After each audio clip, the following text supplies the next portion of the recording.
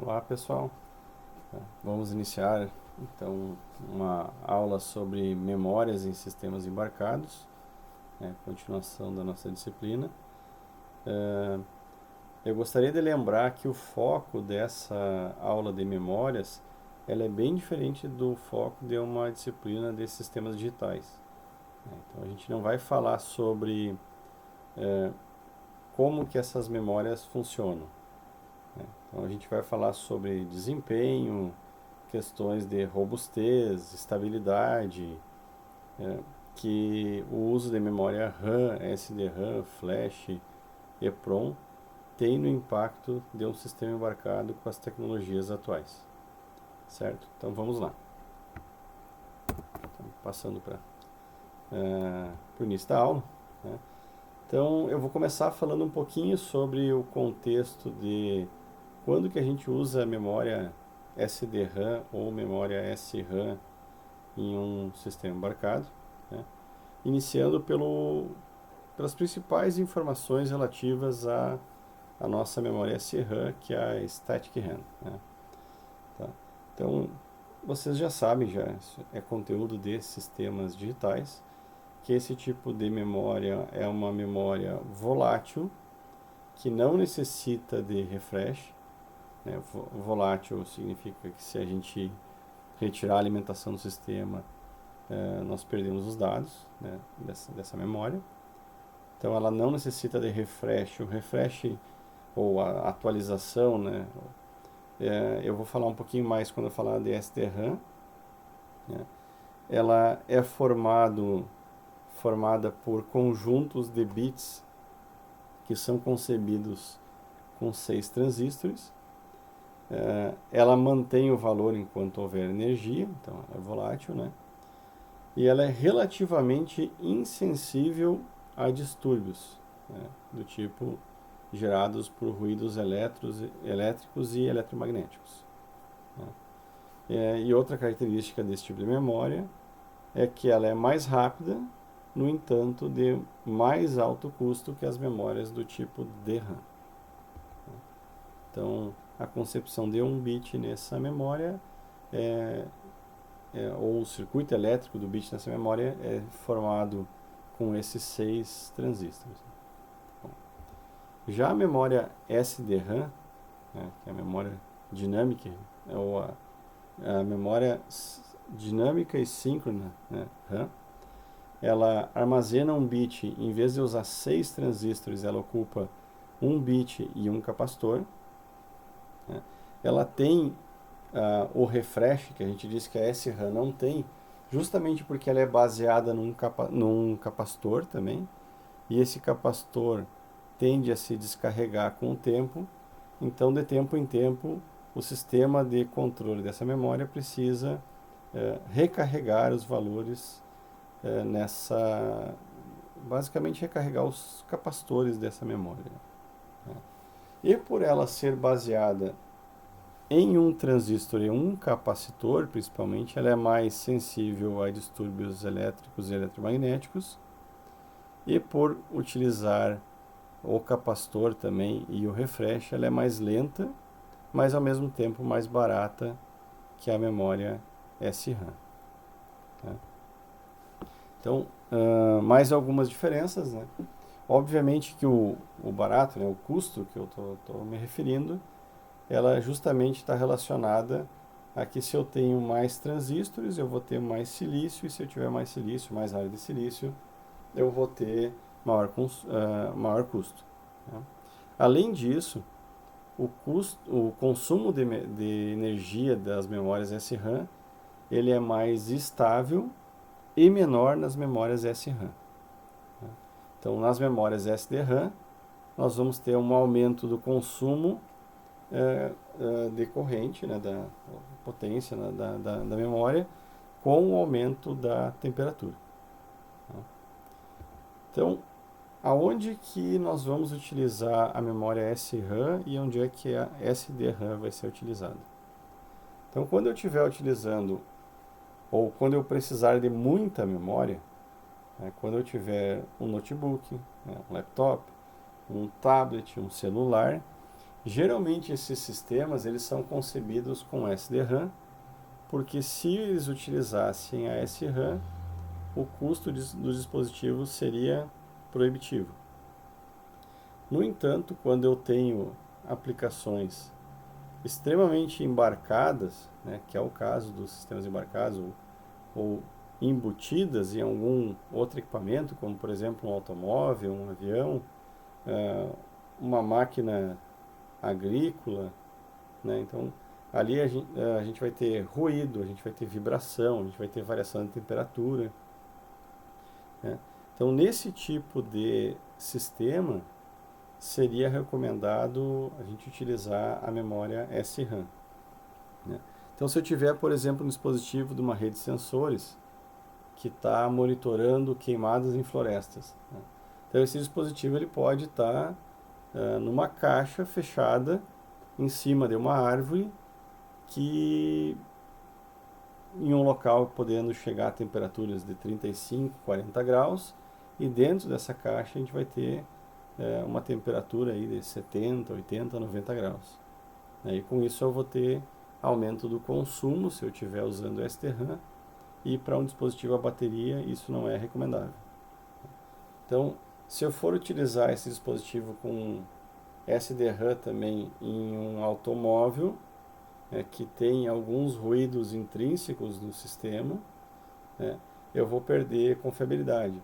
Então, outros casos bem clássicos, inversores, conversores CCCC, conversores CCCA, em todos esses casos se recomenda a SRAM, justamente porque essa memória ela não aumenta o seu consumo devido ao aumento da temperatura, mas também ela é menos sensível a ruídos elétricos e eletromagnéticos.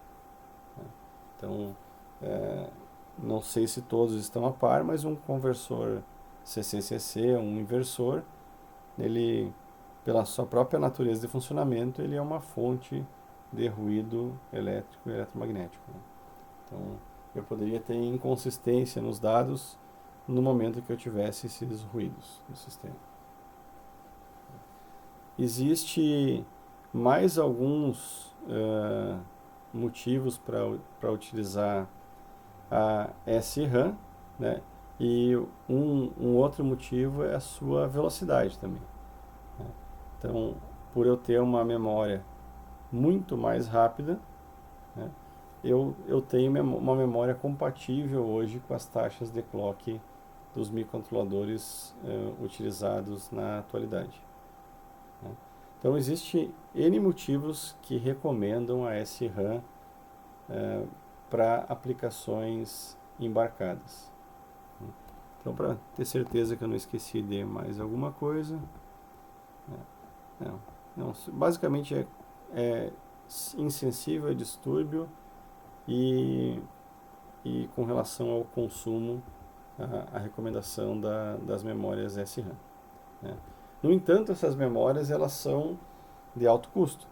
Então eu não vou conseguir ter um dispositivo como um microcontrolador com altos níveis de SRAM, com grandes disponibilidades de SRAM, né? Então a gente já percebeu que um microcontrolador ele tem na faixa de alguns K até pouquíssimos mega de SRAM. Isso justamente por causa do custo dessas memórias. Falando ainda de memória, né, na medida que os microcontroladores crescerem em complexidade, eu não posso dizer que memória RAM é memória RAM de maneira geral dentro do processador, né? Então, existem alguns microcontroladores que têm um bloco de memória chamado CCM, né? O que significa esse bloco CCM? Esse é uma memória altamente acoplada ao core, então ao núcleo do processador, né? Então é Coupled Core Memory, né? É isso que ele quer dizer. Essa memória é uma memória SRAM, né? No entanto, esse processador aqui, esse exemplo é um ARM Cortex M4 da STM, ele também tem o que eles chamam de SRAM1, SRAM2, SRAM3, né? Então, Ele tem 64K de RAM CCM, mais 112, mais 16, mais 64K de RAM. Né? Em torno aí de 200 e poucos KB de RAM. Por que a memória é implementada assim nesse processador? Bom, em primeiro lugar, que esses processadores eles têm módulos de acesso direto à memória. Né? Como a gente pode ver aqui, o General Purpose DMA1 e General Purpose DMA2. Né? Notem que a gente tem uma matriz de conexões aqui. Então, o que isso significa? Que ao mesmo tempo, por ter essa configuração, eu posso ter um periférico usando essa memória aqui e salvando dados D1AD nessa memória RAM. Eu posso ter a comunicação TCP/IP funcionando com esse outro DMA falando com esse outro bloco de memória RAM. E eu posso ter o meu código executando com variáveis dentro do CCM, tudo isso ao mesmo tempo. Porque eu vou ter aqui o core do Cortex M4 trabalhando com essa memória. Eu vou ter esse DMA falando com um periférico específico e gravando numa memória.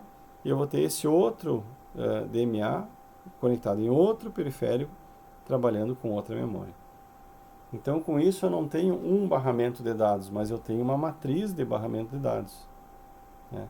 E essas conexões são conexões internas do sistema de controle, né? do sistema de controle desse processador.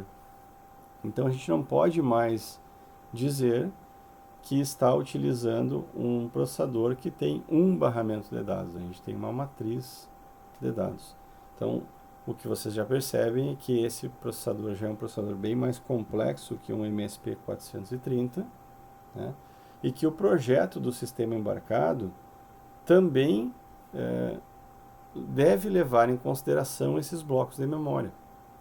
Por exemplo, eu tenho um controle de alto desempenho com variáveis declaradas nesse bloco. Eu tenho, para o controle, eu preciso uma conversão ou uma ou mais conversões analógico-digital que podem estar num bloco separado de RAM, acontecendo concorrentemente, e com isso eu vou ganhar desempenho. Né? Então, se eu tiver variáveis e acesso direto à memória no mesmo bloco de RAM, quando eu tiver com o DMA acessando essa memória, o core não vai conseguir acessar a memória, né? Então, porque eu vou ter todas elas na mesma RAM. Então, se torna um projeto de bem mais baixo nível do que programar um código, por exemplo, num Linux embarcado ou num PC. Porque nós estamos escolhendo locais na memória aonde nós vamos declarar certas variáveis ou vamos fazer acesso direto à memória por algum periférico. Né? Então, nós temos processadores hoje bem mais complexos e isso exige um melhor entendimento por parte do programador de como que isso vai operar. Certo? Então, já ficou claro, pessoal, que num sistema embarcado é recomendável a gente usar esse RAM, porque ela é menos sensível a distúrbios e de melhor desempenho, né? Mas nós não temos esse RAM em grande quantidade. Então, geralmente essa memória ela é utilizada para memória de dados, né? Enquanto que a nossa memória de programa, onde vai ficar o firmware do sistema embarcado, geralmente é a memória flash, né? Antes de continuar na memória flash, eu me lembrei, inclusive, de mais uma vulnerabilidade de memórias SDRAM. Então, voltando às memórias SDRAM, que são baseadas em um capacitor, né, já existem estudos de pesquisas no campo da cibersegurança em que se consegue gerar distúrbios eletromagnéticos que fazem com que se altere os valores dos capacitores que definem os bits da memória de um sistema baseado em SDRAM, e nesse caso eu consigo alterar o dado que está armazenado dentro dessa memória. Então, eu posso usar isso aí tanto para causar um mau funcionamento no sistema, como existem ou pesquisadores que já conseguiram invadir um sistema computacional, inserindo um código bem específico na memória RAM a partir desse tipo de técnica. Então, é mais um motivo pelo qual a SRAM é uma memória mais recomendável para microcontroladores. Então, fica claro que todo e qualquer microcontrolador ou DSP que tenha memória RAM embarcada, interna ao processador, geralmente utiliza memória SRAM. Voltando aqui ao desenho da matriz no processador STM, é comum hoje que displays do tipo LCD, do tipo TFT, precisam do que a gente chama de frame buffer, que é um buffer de memória RAM que armazena os bits da tela. Por essa memória ser necessária, cada vez mais memória com a quantidade de pixels da tela, dificilmente isso aí é realizado com memória SRAM. Então a gente pode ter um sistema com todas as variáveis e acesso direto à memória em SRAM, e no caso do STM, o display gráfico, dentro desse barramento, ele acessa o que é chamado de barramento FMC, que dá acesso a uma memória SD-RAM externa, simplesmente para a interface gráfica ou tela. Então, se eu tiver algum problema com a interface gráfica, não necessariamente ela vai impactar num algoritmo de controle executando nesse sistema embarcado. Bom, voltando à memória de programa ou memória flash, que é a principal memória de programa utilizada em sistemas embarcados hoje. Então, as memórias flash são memórias do tipo não volátil. Então, se eu desligo a energia, ela vai manter o firmware dentro desse microcontrolador ou DSP.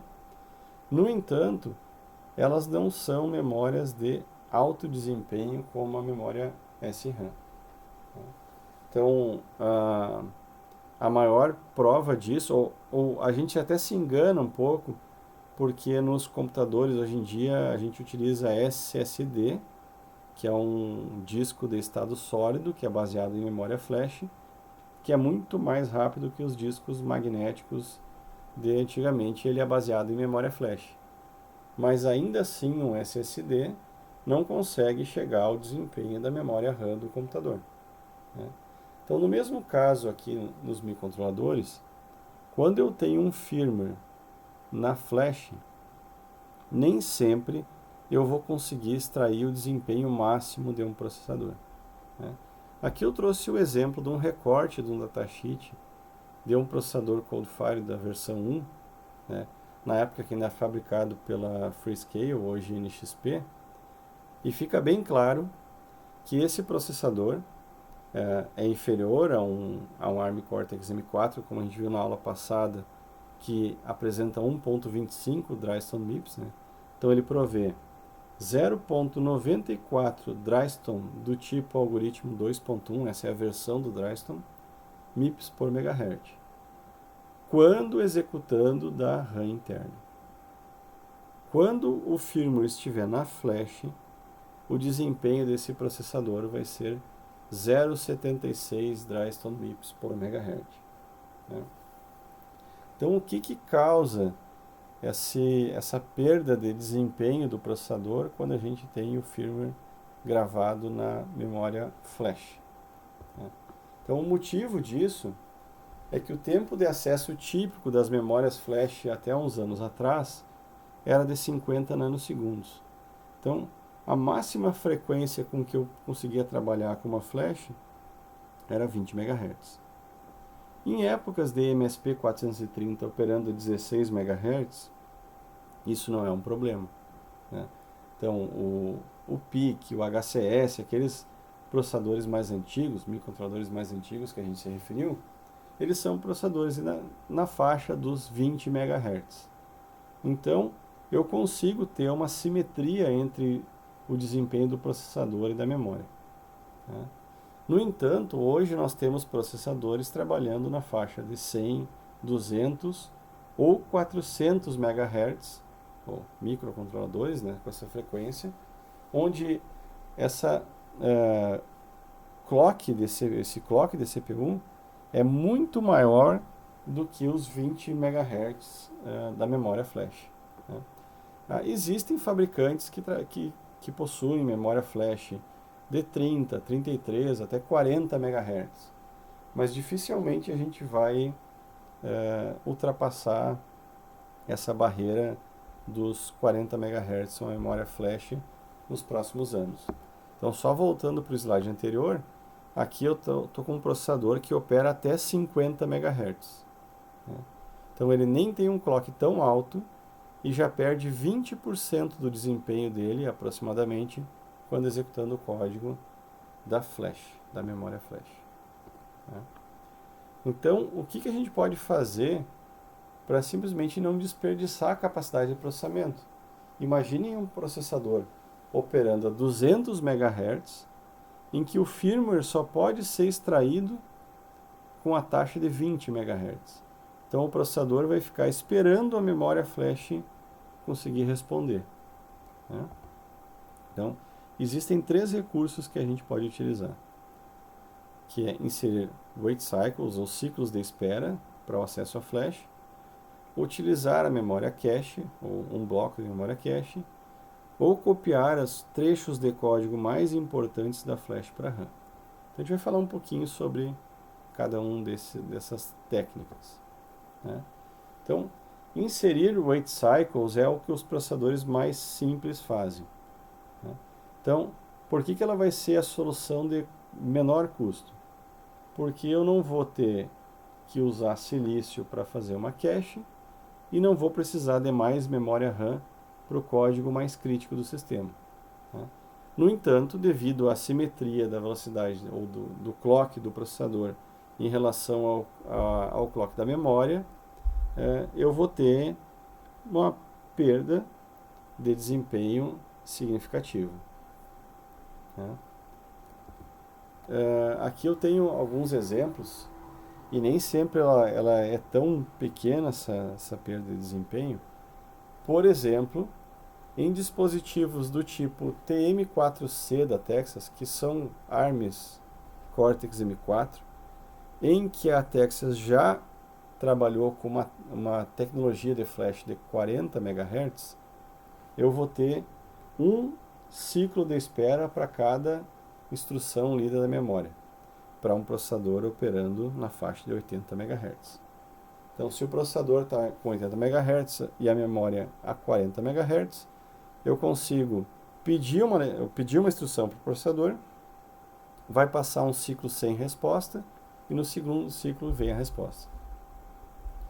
Já microcontroladores mais antigos, baseados em classes de dispositivos do tipo Furry e Sandstorm, existe essa tabela de quantos ciclos de espera a gente vai precisar para diferentes clocks de processador. Então, nesse tipo de dispositivo, a memória flash não era a flash de alto desempenho. Então, até 16 MHz, eu tenho 0 ciclos de espera para acessar um dado da memória flash. Entre 16 e 40, eu preciso ter um ciclo de espera. Entre 40 e 60, 2. E no caso mais crítico, entre 100 e 120 MHz, eu vou precisar esperar 5 ciclos do processador para receber um dado solicitado por essa memória flash. Então eu acabo perdendo muito desempenho do processador.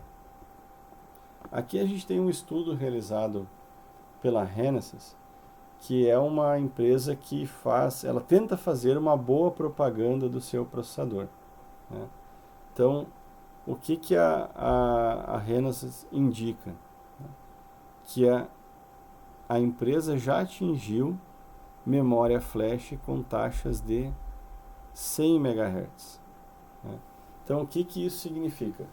Que um processador da Renesas, trabalhando em 100 MHz, segundo a nossa aula passada, com 1.65 DMIPS por MHz, então o desempenho teórico máximo desse processador a 100 MHz seria 165 DMIPS, né? Com essa flash de 100 MHz, não tem estados de espera e por isso a performance real do processador é de fato 165 DMIPS a 100 MHz. No entanto, um processador da ST ARM Cortex M4 operando com taxa máxima ou clock máximo de 168 MHz, né, poderia ter teoricamente até 210 DMIPS totais, né, a esse clock. Então, 168 MHz multiplicado pelo 1.25 DMIPS por MHz do processador dá em torno de 210 DMIPS, superior ao processador da Renesas. No entanto, a memória flash da ST ela opera na taxa de 30 MHz. Isso significa que num clock de 168 MHz, nós vamos ter 5 ciclos de espera para cada instrução lida da memória flash. Então isso causa um impacto de desempenho em que a performance real do processador, o desempenho real, em vez dos 210 DMIPS teóricos, cai para 162 DMIPS totais. Então, eu tenho um processador com clock de 168 MHz, com o mesmo desempenho de um processador de 100 MHz. Então, notem com uma frequência menor, eu também vou ter menor consumo. Então, eu vou ter menor consumo para atingir esses mesmos 165 DMIPS. O Kinetis é um ARM Cortex M4 da NXP, com tecnologia de flash de 33 MHz e que pode atingir até 150 MHz. Então, o desempenho teórico desse processador é 187.5 DMIPS totais, mas devido ao clock máximo da flash, se utiliza 4 ciclos de espera por cada instrução lida, então o desempenho máximo teórico é 153 e não 187 DMIPS. A performance real ela pode ser obtida a partir dessa equação, que nada mais é do que a taxa máxima de DMIPS da tecnologia multiplicada por 1 menos o impacto do ciclo de espera, que é 5%, elevado a quantidades de ciclos de espera. Então, aqui a gente tem em torno de uns 20% de perda de desempenho. E no caso do processador da Texas, esse é um ARM Cortex M4 Texas, da linha antiga Stellaris, que é a mesma Tiva de hoje, operando a 80 MHz com uma flash de 40 MHz, ele tem somente um ciclo de espera e por isso o desempenho real só perde 5% em relação ao desempenho máximo teórico devido à memória flash. No entanto, se a gente for utilizar as linhas do Tiva mais novas, eles já operam a 120 MHz. Daí, no caso, nós teríamos 2 ciclos de espera, né?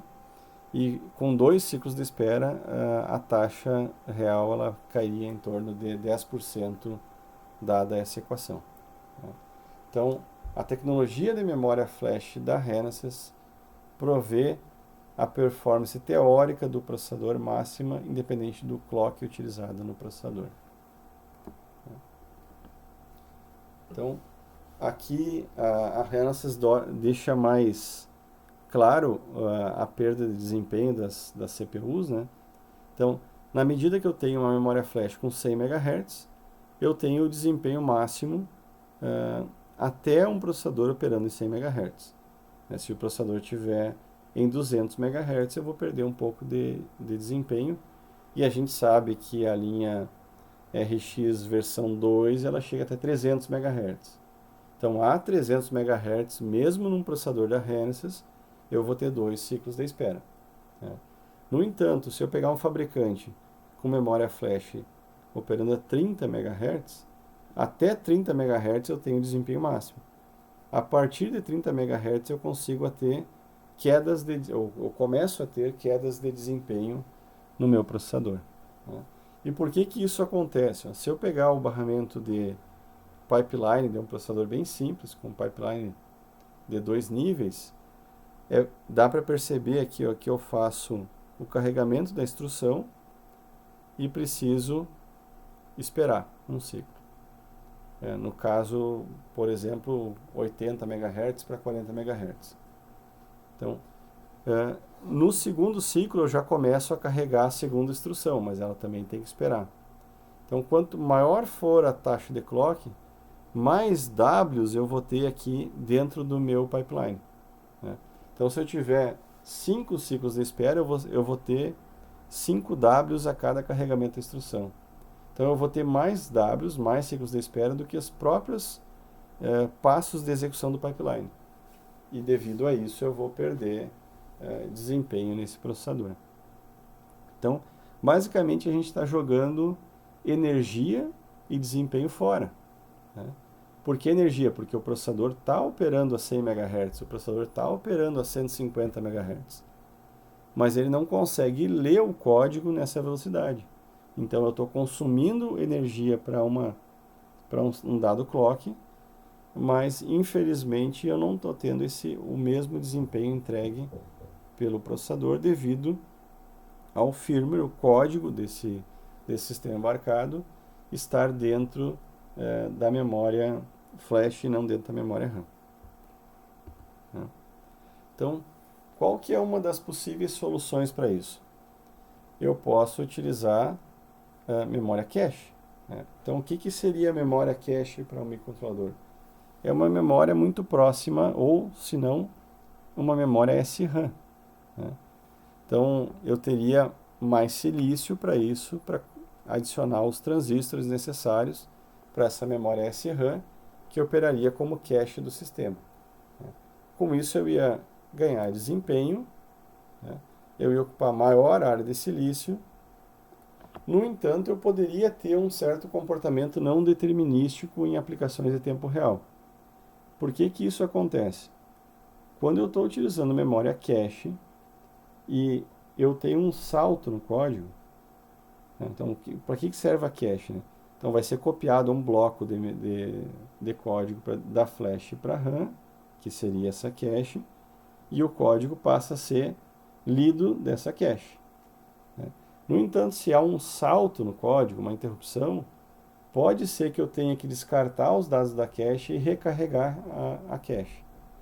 E com isso eu vou ter não determinismo, porque o processador vai estar operando num certo desempenho quando eu estou num código sequencial, e quando ocorre um salto e eu tenho que descartar a cache e recarregá-la, eu vou diminuir o desempenho do processador. Então o processador não vai operar com o mesmo desempenho 100% do tempo. É isso que acontece porque o fluxo do programa nem sempre é previsível. Eu não consigo prever sempre quando que as interrupções vão acontecer ou quando o meu código vai ter um salto, seja ele condicional ou não condicional. Então, existe solução melhor que simplesmente utilizar memória cache. Hoje em dia, os processadores, os microcontroladores mais avançados, eles utilizam a ideia do aumento da largura do barramento da memória flash. Então, se a gente considerar que uma flash com barramento de 64 bits de largura, eu consigo carregar 2 instruções de 32 bits ou 4 instruções de 16 bits. Então, para quem não se lembra da memória de escolha da aula de escolha de processadores, eu relembro que um ARM Cortex M4 ele tem algumas instruções de 32 bits e algumas instruções de 16 bits. Então, se eu estiver considerando instruções de 16 bits, eu vou conseguir carregar 4 delas ao mesmo tempo para cache com a mesma taxa ou com o limite da taxa da memória flash. Então, imaginem aquele TIVA a 120 MHz com uma flash de 40 MHz. Eu consigo carregar 4 instruções no primeiro ciclo. Então, nos próximos ciclos, eu já tenho 4 instruções disponíveis para o processador sem wait states, sem estados de espera. Então, eu vou ganhar já desempenho no processador. Se eu tiver um barramento de 128 bits, melhor ainda, faltou aqui uma correção pelo jeito, com 128 bits eu carrego 4 instruções de 32 bits ou 8 instruções de 16 bits. Então, quanto maior for o barramento da memória flash, melhor. Tá? Então, aqui é um trecho que eu retirei do datasheet de um processador da ST.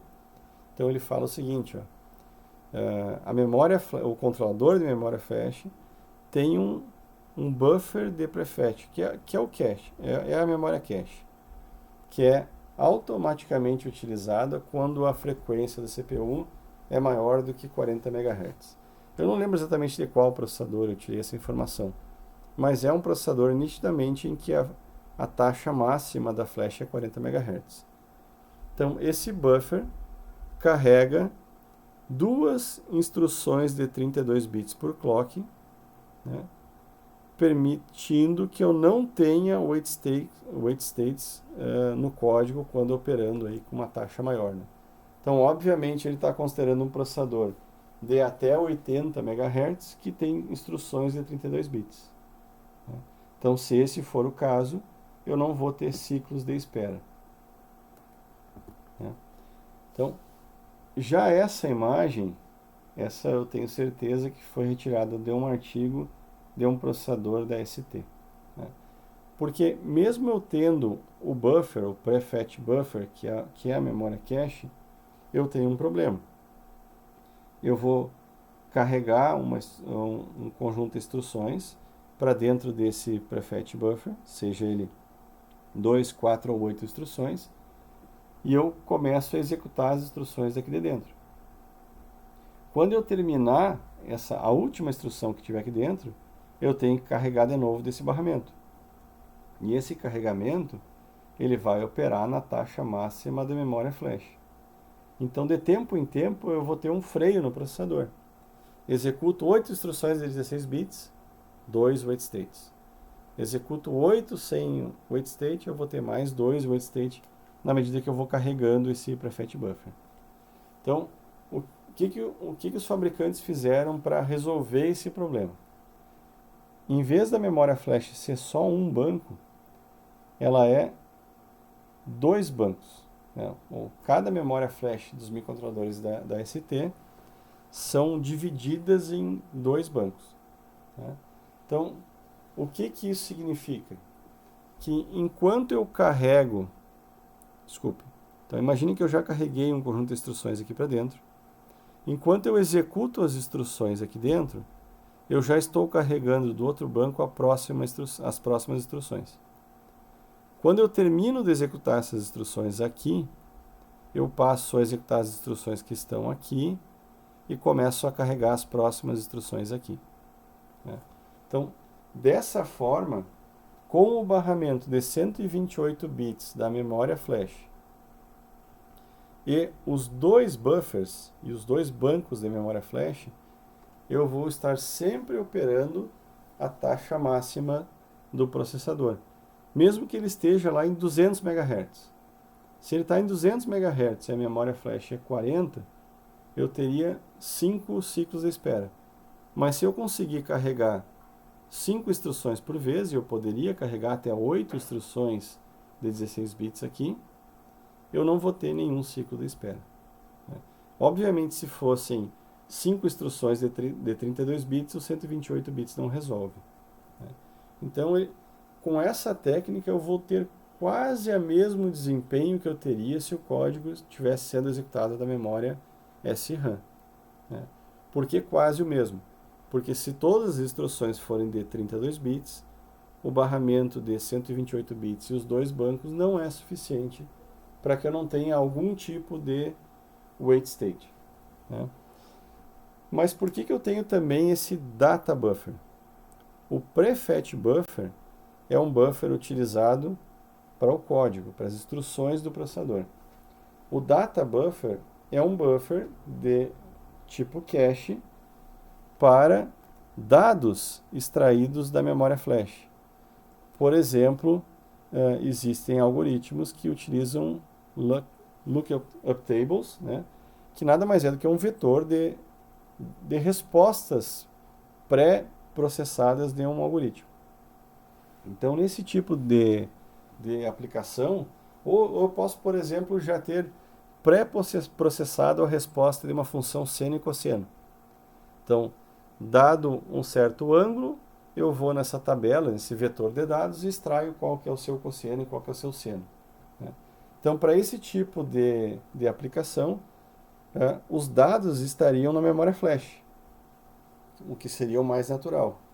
E para eu ter o desempenho de memória SRAM nesses sistemas, é que esses processadores também têm um buffer de dados, que é um carregamento da flash para um buffer de dados com esse barramento de 128 bits. Tá? Então, a solução é para dados e para instruções, né? Para firmware. Certo? Bom, então, se eu considerar um sistema com memória flash operando em 20 MHz, se eu tiver com o código na flash sem acelerador, com o código na flash com esse acelerador, apresentado no slide anterior, ou o código na SRAM, o desempenho vai ser sempre o mesmo. No entanto, se eu já operar nesse processador a 40 MHz com a flash em 20 MHz, quando eu tiver na SRAM eu vou ter o desempenho máximo. Quando eu tiver na flash com o acelerador, eu vou ter um desempenho próximo do máximo. E quando eu tiver na flash sem o acelerador, eu vou ter uma queda considerável de desempenho. Por que o desempenho é próximo do máximo? Porque eu continuo tendo alguns problemas. Por exemplo, aquele comentado. E se eu precisar carregar 5 instruções de 32 bits e não de 16? Então eu vou precisar de um ciclo de espera. Né? E se eu tiver um salto no código e esse buffer tiver que ser descartado e tiver que carregar de novo? Então, nesse tipo de situação, eu vou ter uma perda de desempenho e por isso eu não tenho o mesmo desempenho do código executando na SRAM. Quanto maior for o clock, maior vai ser a diferença de desempenho que eu vou ter entre o código na SRAM e o código com acelerador e também, consequentemente, em relação ao código executando na memória flash sem acelerador. Né? Notem que eu tenho esse problema quando eu utilizo cache, que se eu tiver interrupções, saltos condicionais ou saltos para funções, eu muitas vezes vou ter que apagar a memória cache, né, essa memória SRAM, e sobrescrever com as instruções da interrupção ou das funções que eu tenho que processar. Né? Então, dentro daquela solução proposta ali pela ST, existe um outro recurso que eles chamam de Branch Trail Buffers. Então, voltando aqui naquela imagem, notem que eu tinha o Prefetch Buffer e o Branch Trail Buffer. Tanto que é considerado aqui que existe um barramento de 2 vezes de 128 bits para conectar no buffer de dados. Para que serve? Branch é salto, a gente já discutiu isso. Né? Então, o código está sendo executado dentro do Prefetch Buffer. Mas muitas vezes esse código pode ser um laço. O que significa? Que as instruções do passado podem ser necessárias de novo, porque eu estou em laço voltando o meu código várias vezes para as instruções passadas. Então, o Branch Trail Buffer, ele guarda por um tempo o código que foi descartado do Prefetch Buffer. Se dentro do meu laço, quando eu voltar para o início do laço, porque o laço ele tem um certo número de iterações, se quando eu voltar para o início do laço, eu ainda tiver dentro do Branch Trail Buffer o início ou as instruções do início do código, desse laço, eu não preciso recarregar ele da memória flash. Então, o Branch Trail Buffer, ele justamente vem para acelerar ou ajudar na aceleração desses códigos em laço, que são os mais comuns hoje em processamento de sinais digitais. Então, isso finaliza um conjunto de 3 buffers. O buffer de instruções, o buffer de descarte de instruções, que vai ajudar nos laços, e o buffer para dados extraídos da memória flash.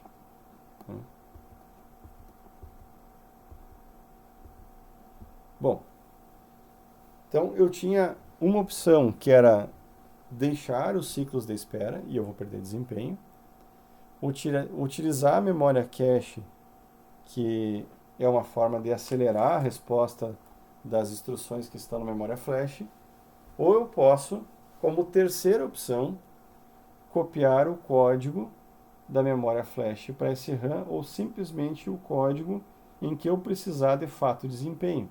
Né? Então a gente já discutiu o que acontece bastante em um processador. Interrupções, em um sistema embarcado. E se eu tiver controle, provavelmente o algoritmo de controle vai executar milhões de vezes por segundo, ou milhares de vezes por segundo. Então existem certos trechos do código em que eu preciso mais desempenho. Então o que eu posso fazer? Eu posso copiar só alguns trechos do código que está na flash, que é a minha memória não volátil, que vai guardar o firmware, para RAM, e executar esse código da memória RAM. E com isso eu vou ter o desempenho máximo do processador. Né? Então, qual que é o problema disso? Eu tenho desempenho máximo, mas isso aumenta o custo da minha solução no instante que eu vou precisar de um processador com mais memória SRAM, e quanto maior for a quantidade de memória SRAM nesse processador, mais vai ser o custo da minha solução.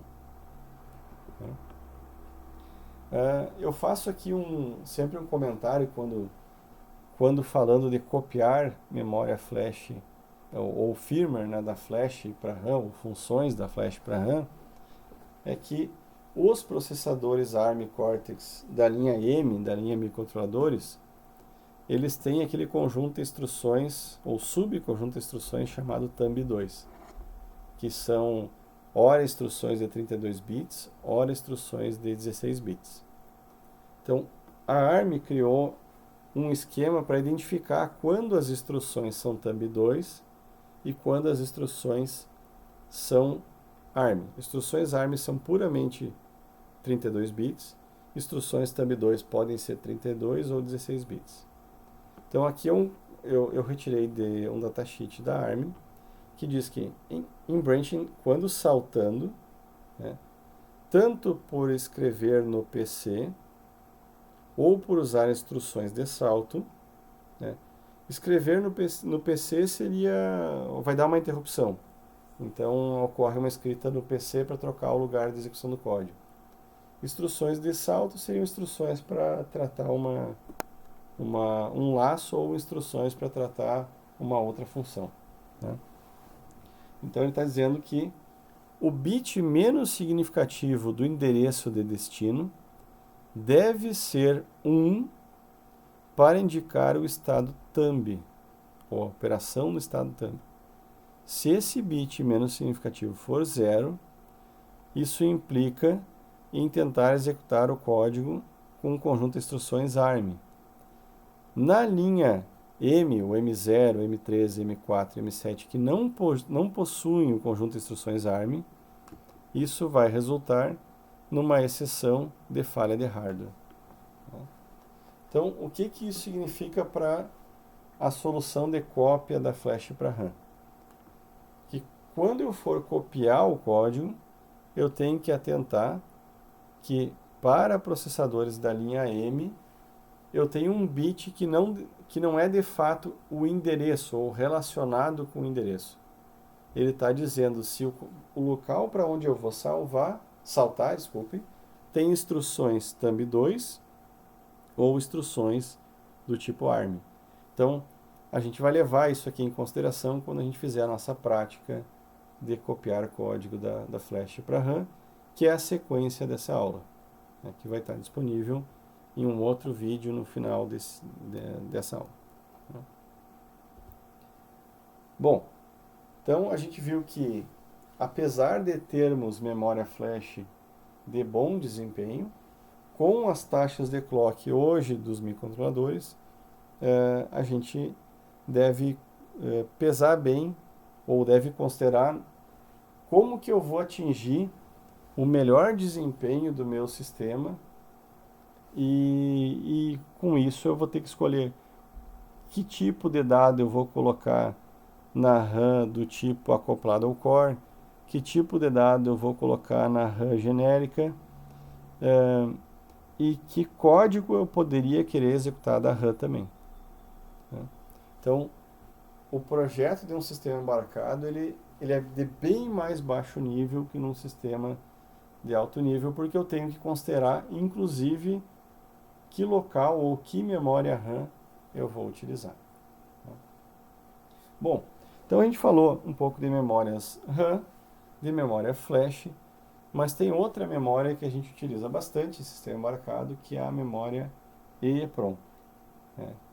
Que é a memória a ROM programável apagada eletricamente. Né? Então, por que esse tipo de memória é bastante utilizado ainda em sistemas embarcados? Porque na memória flash, para apagar um dado, eu preciso apagar uma página de dados. E essas páginas de dados podem ter 1K, 2K, 4K.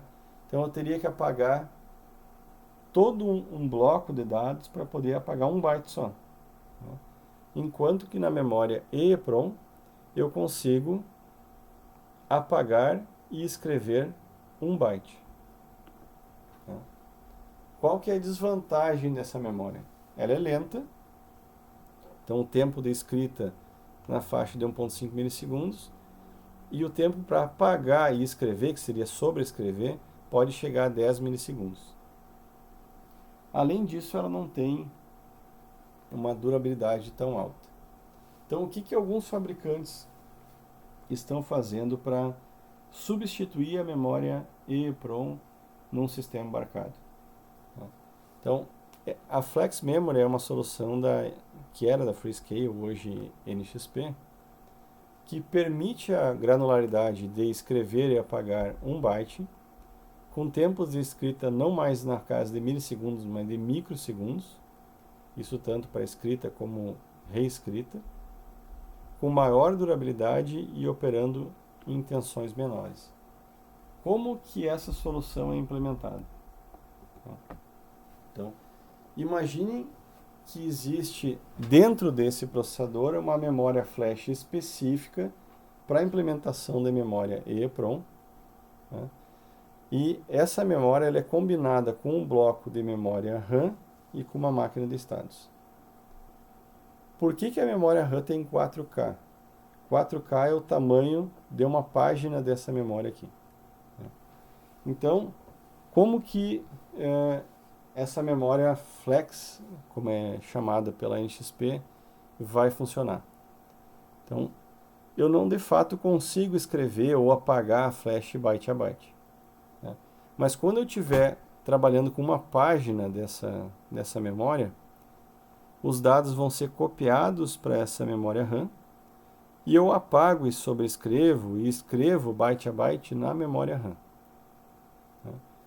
Quando eu precisar trocar de página na memória flash, o que vai acontecer? Eu vou escrever todos esses 4K naquela página e vou carregar a nova página nessa memória RAM. Então, quando utilizando a RAM, eu estou com desempenho de RAM. Por que o desempenho é na casa de microsegundos? Porque eu tenho esse processamento de ler da flash para a RAM e gravar da RAM para flash, mas daí não byte a byte, em bloco. Então, quando eu estiver trabalhando byte a byte, eu estou trabalhando na RAM. Quando eu precisar trocar de página, eu preciso voltar isso aqui para flash e carregar uma nova página aqui. Quem controla isso automaticamente é uma máquina de estados dentro desse microcontrolador, então isso é transparente ao usuário. Ah, mas e se faltar energia? Se faltar energia, geralmente o sistema embarcado tem 2 capacitores na alimentação do processador. Um deles é o capacitor Bilk, que é um capacitor bem grande, que quando ele começa a ser descarregado, por essa memória trabalhar em tensões baixas, o processador percebe e o tempo de descarregamento do capacitor de 3 volts até 1.7 é suficiente para gravar essa memória SRAM na página correta na flash e eu acabo não perdendo dados, né? E com isso eu consigo ter uma memória flash combinada com uma máquina de estados e memória RAM para ter um comportamento de memória EEPROM que basicamente me permite escrever e sobrescrever dados byte a byte, né? Então isso é muito comum quando eu tenho que gravar algum tipo de configuração no sistema embarcado, que são pouquíssimos bytes, né?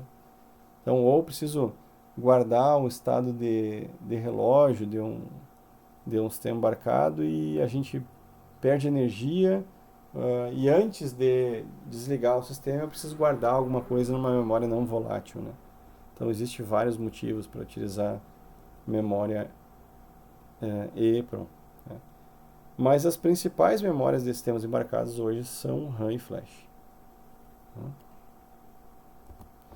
Bom, então para finalizar essa videoaula, eu já vou informar que no próximo vídeo que vai ter um link, né, no vídeo da aula de agora, né, a gente vai realizar uma aula prática, que é como que eu executo funções que estão no firmware lá na flash, na memória flash do processador, na memória RAM.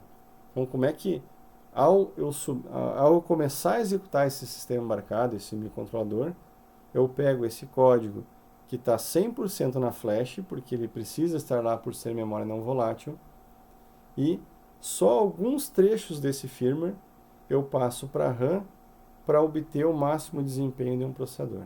Então a nossa próxima aula vai consistir nisso aí. Então, até mais, pessoal.